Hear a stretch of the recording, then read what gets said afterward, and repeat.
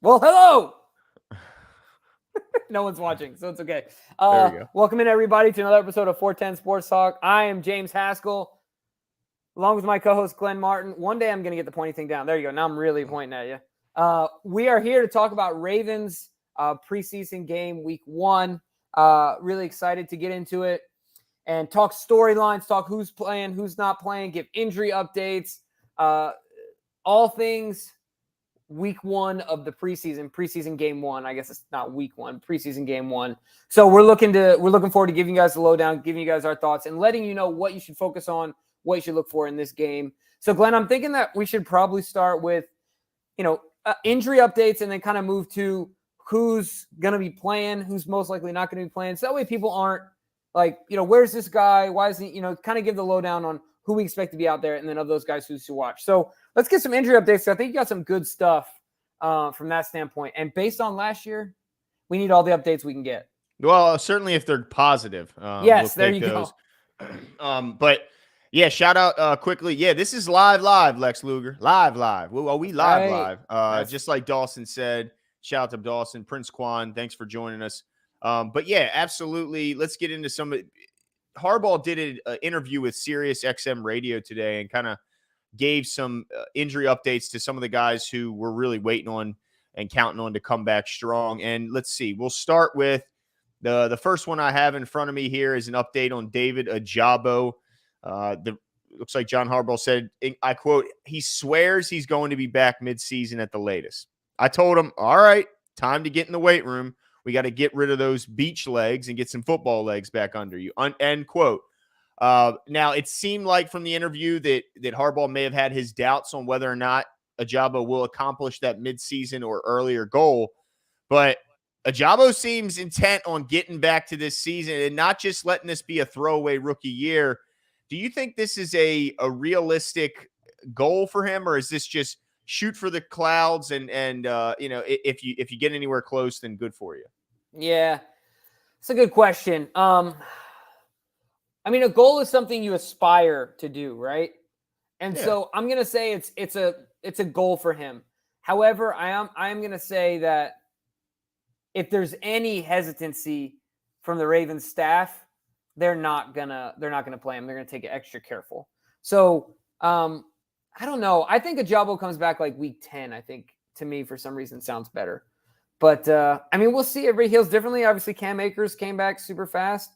So it'll be really interesting. But, hey, if he's ready for it, then what can you do, right? If he feels good about it, he feels confident in it, and the training staff says he looks good, then let's roll. Let's see what happens. Yeah, and while he's shooting for midseason, I'll take an end of the season edition. I'll take maybe like you said, November and even December, that just to get that guy, as long as he's ready to not just be on the field, but to contribute. Hey, we got somebody watching from Guadalajara, Mexico. Dude, you got it right, Glenn. That was good. Guadalajara. Orale. You like that? I'll tell you what, Glenn. I went to Guadalajara once. This person is not going to like this. It's okay, though. Beautiful place. Like, Jalisco's really cool. Only place I ever gotten sick in Mexico. Oh, no. These people took me out, and we had this dish that's apparently local there called carne en su jugo. It's like meat with it's almost like a shallow beef stew almost. Okay. So it's not as deep, like the juice. Yeah. It tore me up, man. Woo! Oh, no. What do you say, Glenn? I was gripping the toilet seat. Oh, no. Feet sticking straight out. Straight out, dude. It was brutal. But cool place. Guadalajara is really cool. So shout out. Appreciate it. All right, moving on to the next injury statement. John Harbaugh was asked about Ronnie, Stanley, and Tyus Bowser. He said, I quote, Ronnie is looking good. I think he's got a shot for the first game. Of course, you want those guys to practice 2 to 3 weeks, and Tyus the same thing, end quote. So it seems like in order for these guys to play, they're going to have to be at least out to practice in the next week or so, right, Jimbo? We're talking 2 to 3 weeks of practice. The game is right around the corner. Now, we also had some news pop out. Ronnie Stanley posted something on Instagram hinting at a possible return. He didn't make it very clear, but he certainly is hinting that there might be something coming. What's your thoughts on getting these two guys back? Yeah, look, this is my thing. burned and calloused and numb at this point, right? Because we just got destroyed player after player after player last year. Yeah. And so I'm a naturally positive person, like, and so, but I'm trying hard not to be. Does that make sense? Because I don't want to get my you're hopes being up. guarded. Yeah, you're guarded right now. Emotionally, you're guarded because you don't want to be hurt again, Jimbo. Right. Like, exactly. I'm so excited for these guys to come back because, look, if Ronnie comes back, that answers 75% of the questions on the offensive line. There you go. Because everything else just falls in place, right? Like, we already know Powers is there. We already know Linderbaum. We already know Zeitler. We already know Morgan Moses. This, like, question of who plays at left tackle and if that takes somebody away from another position, and then if McCary can no longer be the swing because he's going to be starting left, all that goes away. Just bloop, poof. Right? So, Ronnie, please. But I'm being guarded. What's your take on the two guys coming back? Well, not only does those questions go away, Jimbo, but you're also getting maybe the best left tackle in all football back. So it's like, that's no big deal, right? Yeah, just a little cherry on top. No, I'm excited because I think if Ronnie is starting to put out these cryptic messages, I think a return is on the horizon. And Tyus, to me, while I'm no doctor, I mean, when we were at training camp, he certainly looked like he'd been hitting the weight room. The guy looked absolutely jacked. And so maybe we get these guys back. Tyus, I think, is a little further out because he did tear his his Achilles in the final game of the season.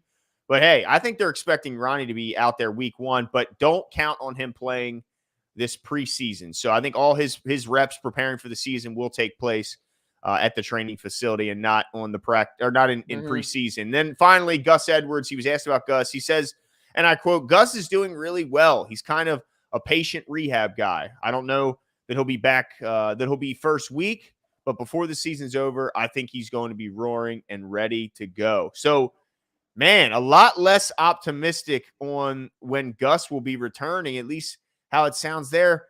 Why do you think Gus is so much further behind some of these other guys when he was hurt in a very similar time frame as the rest of his teammates? Yeah, that's a tough one. I mean, I said this, I think like 2 shows ago or whatever, and I'm sticking to it because I think it makes the most sense. I think it's just the mental part of it because it was non-contact. I really do think that makes a serious difference in your recovery and not just your physical recovery, but your mental recovery from that injury. So the other thing too is that, I mean, I don't think Gus is worried about Gus as much as he's worried about the Ravens. Like, he's worried about him and his longevity as a player. So just like everyone else, but certainly he's maybe just being extra cautious himself. Maybe he's not like JK where he's pushing to get back or anything like that, right? He's like, no, I'm going to come back when I'm right, but like right. And until I feel like I was, then I'm not coming back. You know, and that's fine too. Like, why would you want a guy rushing back who doesn't feel good about himself? That's just a danger to you and a danger to him and a detriment to the team.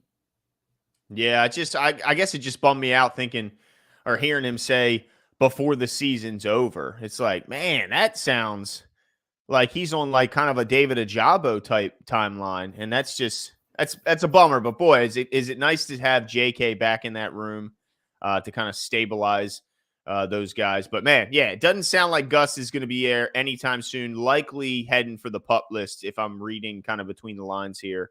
And then he was asked a few other questions. He talked about what he's seen from J.K. Dobbins after his return to practice this past week.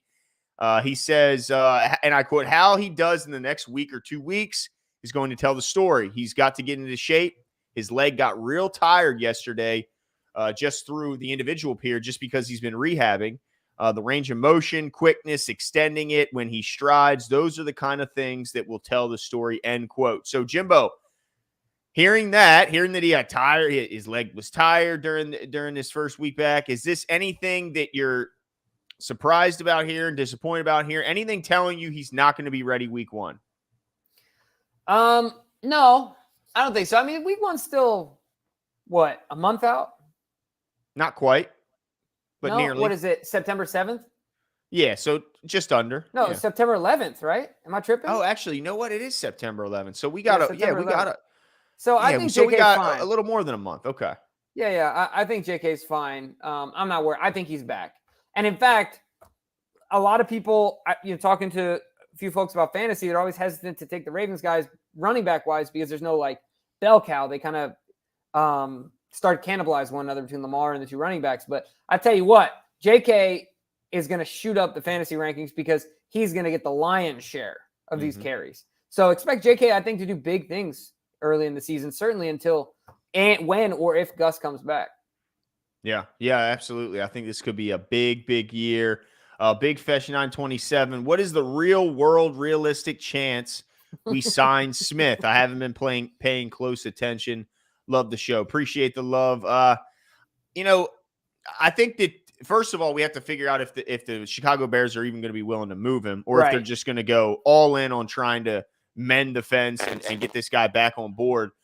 But I will say this, if they do end up moving him, I think the Ravens have just as good a shot as anyone in the league at getting him. They showed the obvious want to sign a big-time middle linebacker when they went and threw a bunch of money at Bobby Wagner. They've shown that they're going to take a high interest in what's considered not so premium positions around the league, which middle linebacker falls right into line there. And they have an aging starter in Josh Bynes, who was only brought in because they may have missed a bit on their first round selection in Pat Queen. So I think there's a lot of things that point to the fact that they could sign him. The things not pointing to signing him is what's it going to cost to get him and what's it going to cost to sign him long term. And if that answer is 18, 19 million a year, that might not be realistic for the Ravens. Yeah, definitely. Like you said, that's going to be interesting in that the willingness or the desire is there, but we'll see if the finances make sense. I think that's the best way to summarize it at the end of the day. I think the fit and the desire is there for the Ravens. But man, do I want him? Oh, 100%. Dude's a monster, dude. I mean, he is an absolute animal. I would love to have Roquan Smith roam in the middle of the field, no doubt about it. Absolutely. What you got any other new injury news and notes for us? Tyler Linderbaum obviously going to be out this game. Yeah, Tyler Linderbaum's going to be out. I assume you agree that Dobbins will also not be participating in this game. Oh, right. Yeah. I don't expect him to go. No other injury news. I do have one other quote from John, just one other, not about any injuries, but he was asked about his take on what he's seen from Isaiah Likely so far this year, and he said he's, quote, going to be a big part of this offense. So, I want to see. He was in one of our. He was in our video as one of the guys we really look forward to watching and expect and hope that he has a good game because, like Harbaugh said just there, Jimbo, he's expected to be a big part of the offense, and you're not going to do that if he starts dropping passes in the preseason game and kind of losing the confidence of the coaches and his teammates. So it starts tonight. I think he's got to continue to build on what he's been doing in the preseason. I mean, in the training camp and carry that to the preseason and ultimately to the regular season. Yeah, 100%. I'm so looking forward to this kid. And it's just one of those things where it's not injury wise. So I feel better about being hopeful and excited. And I'm excited and hopeful about this kid. I'm hoping we got a serious steal here at the end of the draft, end of the draft. Was he a 4th rounder or a 6th rounder? I can't remember. Who's this? Isaiah Likely. Oh, he was a 4th rounder, one of the many 4th rounders. Yes. Yeah. Okay, Beatty was the 6th rounder. Yep. Right. Yep. Exactly. So I'm excited about Isaiah and really looking forward to what this kid can do. And I expect to see things early, right? Like he should get a ton of play in preseason game 1. No doubt. And while we talked about, oh my God, Marco G, let's see what Marco's got to say. He says, I think Bowser will be back week 2. Ooh. Wow. Okay. Ronnie and Peters probably week 3 or 4, and Ajabo probably week 7. Hey, Glenn, what did Harb say anything about Peters? He didn't, and I'm starting to wonder why. Yeah, like what's going? Because Peters was out. He was doing a bunch of interviews like a month ago, or maybe even a little bit longer, and then now nothing. So do you get concerned that maybe there was a conversation about extension and there's some there's maybe disgruntled feelings? Man, I guess that's if we're kind of looking at it. I'm totally like reading between pessimistically, the lines like right, and being, but I'm sure. I certainly hope not, dude. Oh, that would bum me out. Yeah, for sure. But I was curious to know if you said anything about him. So I'll say this about Marco's comment. I think Bowser week 2 is a little aggressive, Marco. But hey, I hope for it. I think Ronnie's back before Bowser. Yeah, I do too. And I think Peters is back before Bowser too. Yeah, because of the timeline, right? Right. So if it were me, I would say this order goes Ronnie, Peters. I don't know what week, but Ronnie's back first, then Peters. I wouldn't be surprised at the same time. And I think that Ajabo's back before Bowser and then Ajabo. I don't think they come back at the same time. I think Bowser comes back a little bit before him. This is all based on when the injuries occurred in my mind. Well, I just found something on Peters. Somebody tweeted at Tony Lombardi from Russell Street Report asking if there was any news on Peters today, and he responded and said, I've been told that he could go out there now and practice if he had to, but they are taking it slow. I think he'll be ready for the opener. Awesome. So, yeah, good news coming out of that. It looks like and Tony Lombardi's, pretty locked in, so oh, yeah. I think we can take his word for it. So, yeah, it looks like Ronnie or Peters might be ready for week 1. I think Ronnie has a shot at being ready for week 1. Same thing with I can't say the same. I think Bowser's pup listed, and I think Ajabo's obviously pup listed. Yeah, for sure. Nice. All right, so let's get into... It's a great question. That's a great question. I is Orion from Guadalajara. How do we not have 100,000 plus subs? Great question. We ask ourselves the same question every day. Yeah. Well, one at a time. That's right, baby. It's a marathon. Who's the dude that passed away? The rapper that I don't remember his name. Hit Nipsey Hussle. Oh yeah. What did he say? It's a marathon, not a sprint. It's a slow grind. Something like that. Look, it's what it is, dude. It doesn't happen overnight. That's for sure. That's right.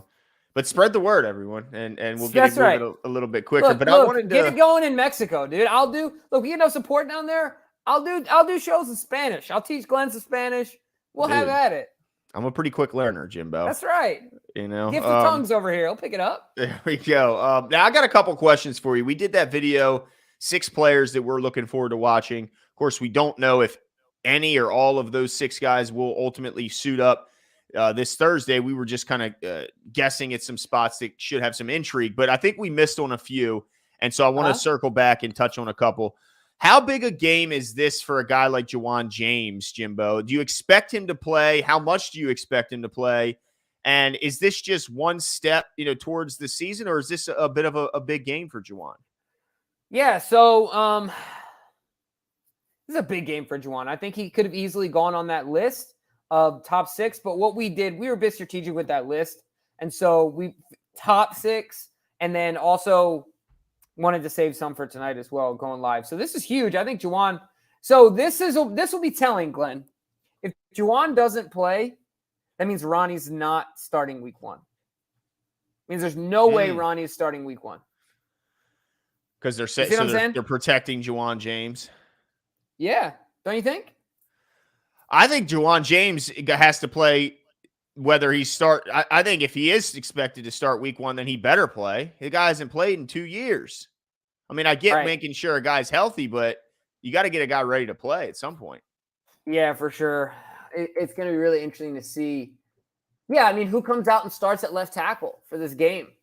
Because while it is going to be telling if he doesn't play as far as Ronnie's recovery, but even if he doesn't play, that doesn't mean that Ronnie isn't coming back, because you still don't want to put your primary backup that is in place of a guy that's been injured 2 years in a row out there more than he needs to be, right? Like, do you see what I'm saying?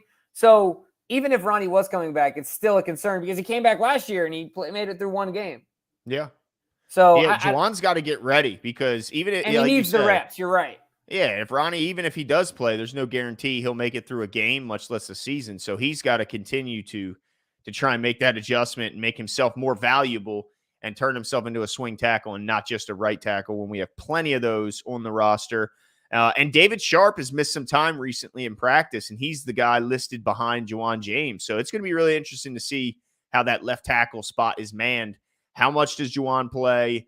And then who's the primary backups going forward? Because I think they're going to try and get as much look at Tyree Phillips at guard. Is he going to play both guard and tackle in the same game? I think there's a lot of intrigue on the offensive line. And then at center, Jimbo, or do you just expect to see a ton of Tristan Colon? Or does Patrick McCarry start the game? Nah, it's got to be Colon, right? Because we know we got Pat. That's true. Right? I mean, I think this is preseason game 3, then maybe, but holy crap. Knox Gaming. Oh, yeah. Ashfield Gaming. All right. All these Ashified. gamers. Ashified. There you go. All right. You got this one, my man. All right. Ashified Gaming says, holy smokes, it's been a while. Glad to see you guys are still grinding. On a scale of 1 to 10, how concerned are you with the wide receiver core? In my opinion, I think we'll be good because as long as we have 8, 9, and 89, we're going to be all right. Well, certainly that's about as good a core as you'll find in the league. But my only concern with the wide receiver the wide receiver core is just the unknown. I have high hopes on all these guys, but it's still so unknown. So it's kind of like one of those things where it's exciting, but it's also a little nerve-wracking at the same time. Yeah, 100%. We kind of talked about this, right? Where it gets my scale. I'm like Michael Scott this way. I'm either a 1 or a 10 when it comes to the wide receiver core because my scale is very touchy. Like if Rashad is healthy, I'm good. But as soon as Rashad isn't healthy, I'm really 100%. Concerned. So this one I really sway back and forth on.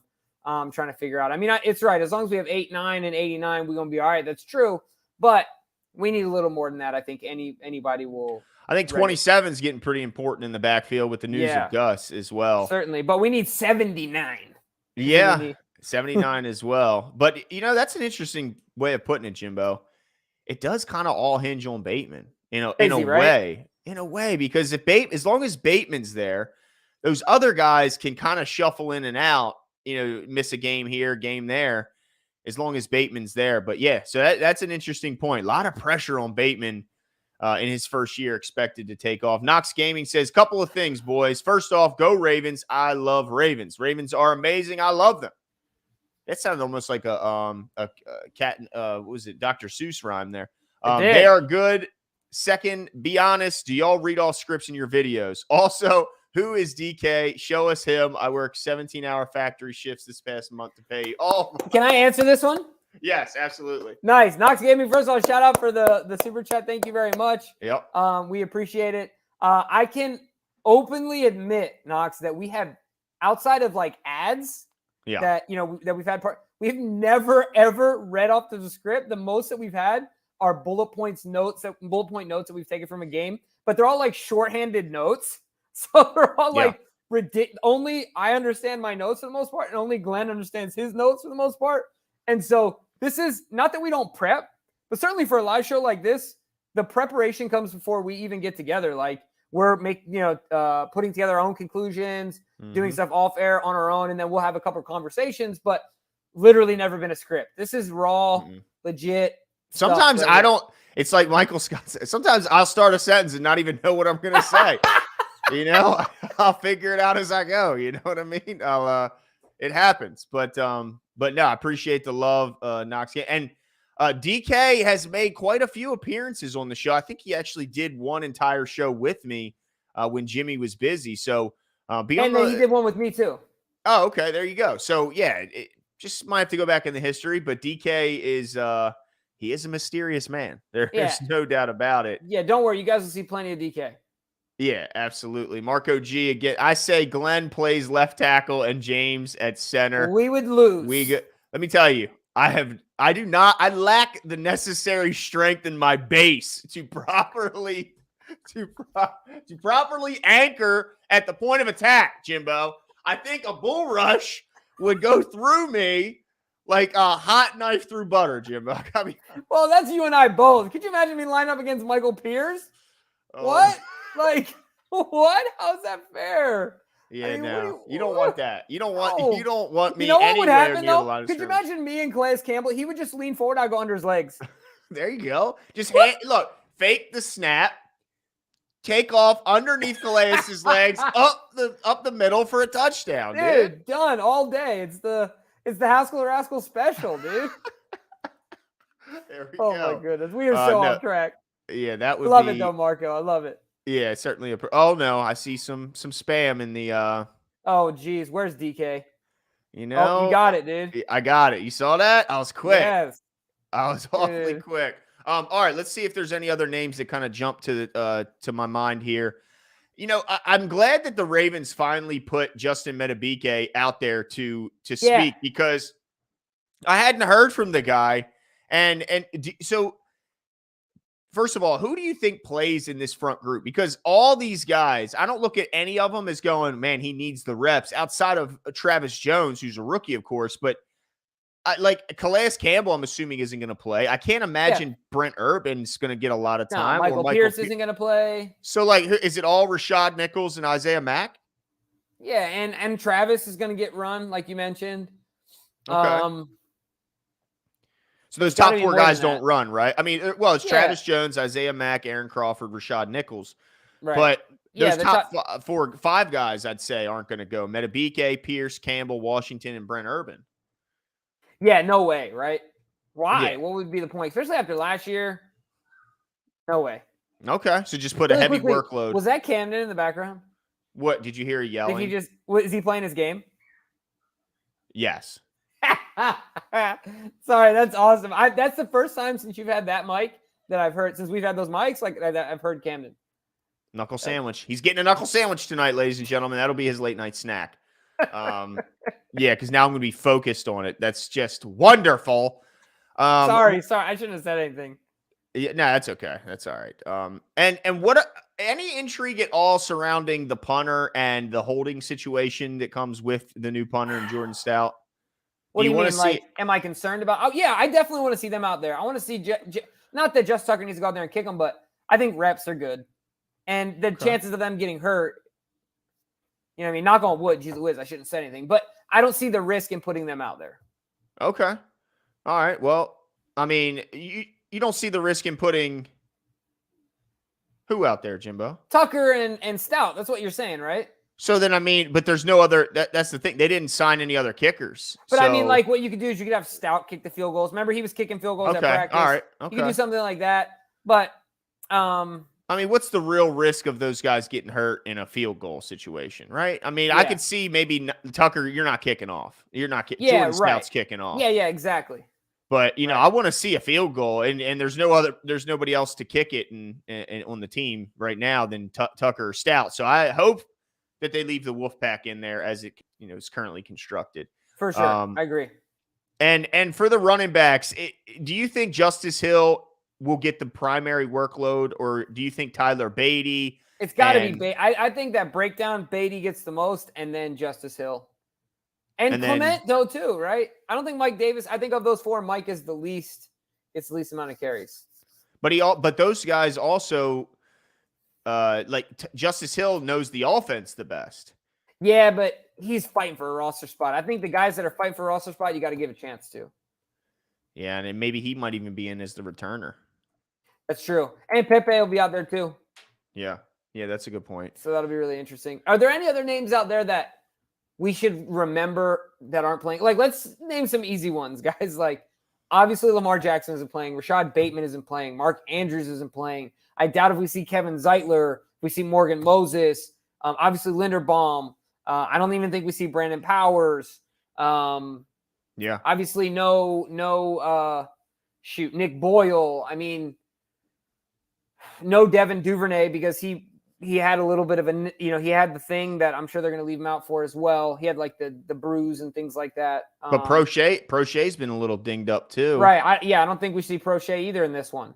And Devin Williams has been missing. Bailey Gaither left early. That receiving core. It's thin.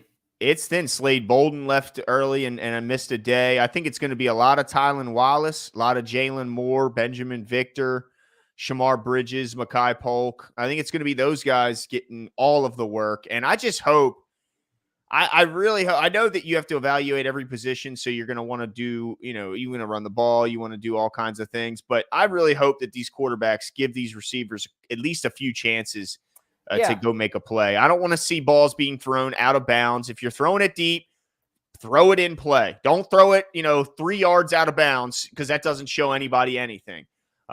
Give these guys a chance. And same with the kickoffs. Like, I don't want to see a bunch of booming kickoffs to the end zone.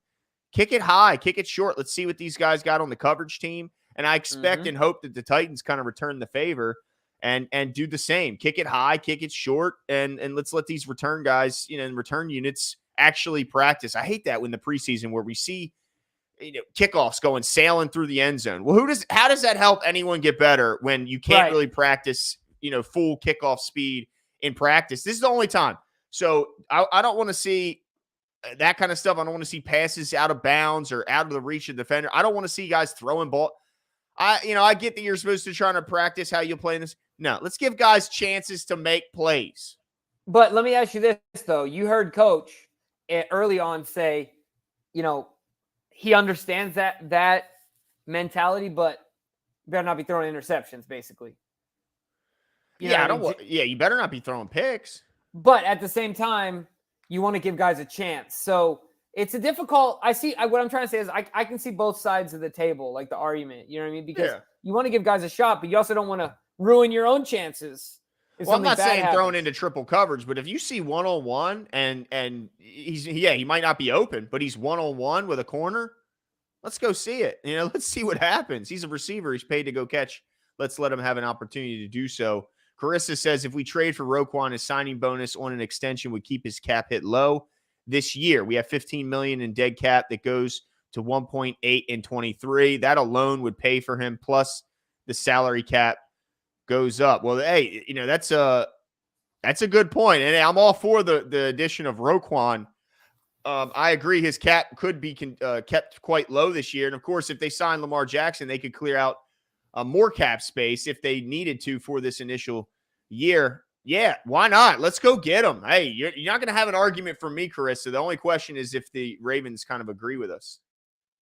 Yeah, that'll be really interesting. I mean, that's what it's about at the end of the day. But it's not just about that. It's also what are the Bears wanting? Because this is a young front office who looks like, based on Roquan, is relatively aggressive and maybe a bit pompous.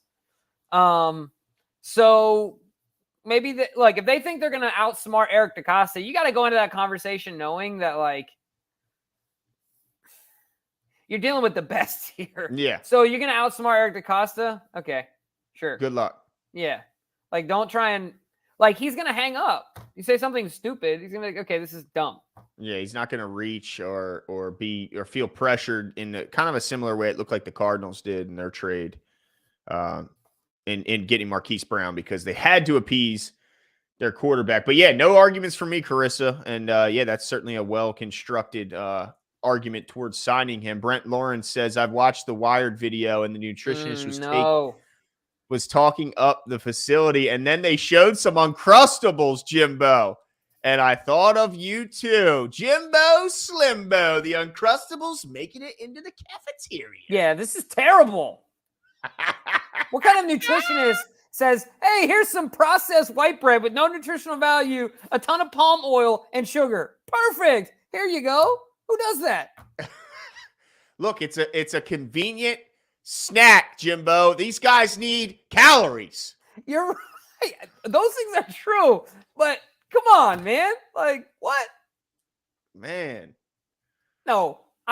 Anyway, I'd expect more if I were a professional athlete. You're really giving me my mom can give me Uncrustables, dude. What am I, a 5-year-old in the summertime at the community pool? Frick. That is disappointing. I can't even fake. That is kind of disappointing. Can you make a real peanut butter and jelly? Get an assembly line and get some nice bread, some high-end jelly, and some all-natural peanut butter, and make 20 of them, 50 of them, 90 of them, 100 of them, whatever. I had a peanut butter and jelly for lunch today. Did you? I did. Was it absolutely fire? I mean, come on, man. You can't go wrong. No. Todd Heat, appreciate it. Support. Hey, Glenn, speaking of support, can you read us the comment? You read me a comment. And I think it might be the comment of the year thus far. I think that all you guys will get a crack up out of this one. So Glenn's just going to read a comment really quickly that was put on which video? I think it was let's see, players to watch video. All right. Let's hear it. Yeah, shout out to Channel Dirty for this this comment. He said, "What's up, fellas? Checking in. Been working a lot of overtime this summer. Y'all have kept me sane. I'm coming for a hoodie this year, boys. I got a 3-piece win streak up my sleeve this season. Let's get it. Thanks for keeping us up to date and entertained all offseason and locked in on training camp leading into the new year. Much love and respect." Shout out to the pasty, parlaying, political pundit, Glenn with 2 N's. Shout out to the co-host of your weekly Sunday PBS program, Slogans with Your Grandpappy, Jimbo, a.k.a. the most well-behaved, responsible adult in the greater Baltimore metro area. And we can't forget the always lurking, moonlighting. It's something we most likely can't refer to on YouTube. Encyclopedic shaman-like knowledge of the most deepest and darkest secrets of the Baltimore Ravens franchise, DK. Thanks, boys. To the comment of the year so far for Channel Dirty. Appreciate the support and comment. Thank you. And I love spelling it. my name correctly. I appreciate that as well. I don't know if any of you guys got the same crack up out of that as we did, but Glenn read me that, and I almost peed myself. Yeah, it was awesome. That was great. Oh, man. And you know what's crazy? Channel Dirty, he doesn't even know who, like, other than this, he doesn't even know us. No. But he might be spot on. He ain't wrong. Actually, I'm not very political, though, so. That's true. I try and steer clear of those waters. Ravens O's Nation. Anybody going to the game tomorrow? I am. Wow, he's going to the. Well, I wish I was going, but no, we will not. I'm not going to be able to make it tomorrow. But give us some notes, dude. DM us some notes on Twitter, Instagram, or Facebook. Let us know your thoughts, man. Yeah, you better believe I'll be watching, and I hope all you guys will be too. Taking on the Titans. Big game for the Ravens. Certainly a big game for a lot of key. Expected to be performing rookies as well as some veterans. You know, Tony Jefferson said that preseason is important. Young guys got to prove themselves, but also the older guys, the veterans, got to prove they still have something left in the tank and are still ready to show out on Sunday. So big game. Can't wait. And of course, like Future said, screw the Titans. Not mad about that whatsoever. But that's going to be it for us tonight. But we will be back on here in the sorry for the late start tonight, guys. I'm in Vegas, so it's 3 hours behind. So thanks to Glenn. He was at the slot machines. Jimbo's the slot machine. Don't let him fool you. I'm the most responsible adult in the Baltimore area. That's right. I bet $0 this trip in Vegas. And Can any of you say that you've been to Vegas and bet $0? Yeah, I've never bet a single penny in Vegas in my life. So, Crazy. But Glenn, I appreciate it. It was a blast tonight. Yeah. Looking forward to the game tomorrow. Love all you guys. Appreciate the support. Looking forward to, tomorrow it officially starts. It does. The season of redemption, the season of silencing the doubters and the haters starts tomorrow. Can't wait. And we'll see y'all soon. See ya.